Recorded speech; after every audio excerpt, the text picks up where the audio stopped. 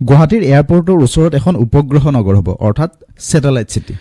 কথাটো মুখ্যমন্ত্ৰীয়ে ঘোষণা কৰিলে কিন্তু আমি বুজি নাপালো এই স্যাটেলাইট সিটি হয় কি কথাটো ভাবি থাকিলো কিবা হয়তো উপগ্ৰহই নিয়ন্ত্ৰণ কৰা সিটি হ'ব কিন্তু কথাটো তেনেকুৱা নহয় এই স্যাটেলাইট সিটি গ্ৰীণ সিটি স্মাৰ্ট সিটি বহনক্ষম নগৰ আৰু উপনগৰ এই পাঁচ ধৰণৰ নগৰবোৰ আসলতে কেনেকুৱা হয় হে চাওঁ আহক আমাৰ মুখ্যমন্ত্ৰীয়ে ঘোষণা কৰিছে যে নতুনকৈ নিৰ্মাণ কৰিব লগা সেই স্যাটেলাইট সিটিৰ ভূমি অধিগ্ৰহণৰ বাবে 2100 কোটি টকা আবণ্টন কৰিছে বিমানবন্দৰৰ কাষত আমি স্যাটেলাইট সিটি নিৰ্মাণ কৰিব ওলাইছো এই স্যাটেলাইট সিটিবোৰ আসলতে কি হয় এখন বৃহৎ চহৰৰ ওচৰতে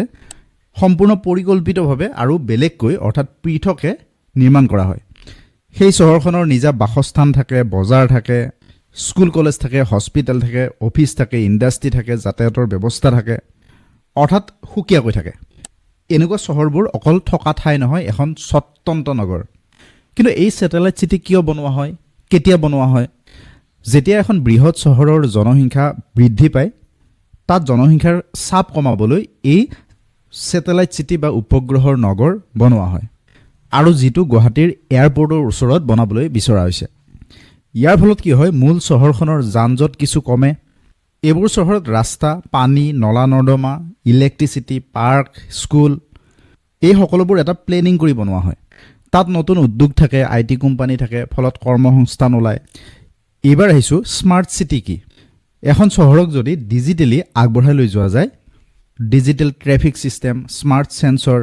সিসিটিভি স্মাৰ্ট ওয়াটাৰ এনেকুৱা নতুন নতুন টেকনলজিৰে চহৰ এখনক আগবঢ়াই লৈ গলে সেই চহৰখনকে কোৱা হয় স্মাৰ্ট সিটি এবাৰ আহিছো গ্ৰীণ সিটি কি ইয়াৰ নামতে তাৰ অৰ্থটো লুকাই আছে মানে বহু পৰিমাণৰ গছ-গছনি পাৰ্ক সোলাৰ এনাৰ্জি এইবোৰৰ জৰিয়তে যদি চহৰ এখনক আগুৱাই লৈ যোৱা যায়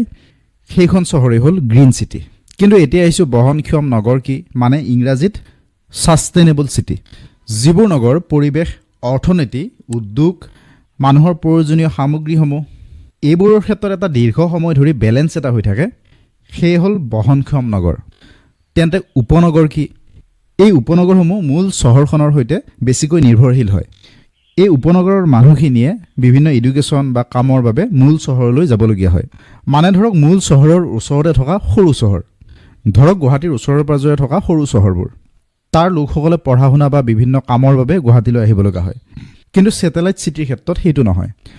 আৰু যদি এয়াৰপৰ্টৰ ওচৰত স্যাটেলাইট সিটি এখন গঢ়লৈ উঠে তেতিয়া হলে সাধাৰণ কাম এটাৰ বাবে গুৱাহাটীলৈ তাৰ পৰা মানুহ আহিব নালাগে মানে স্যাটেলাইট সিটিৰ মূল উদ্দেশ্য হ'ল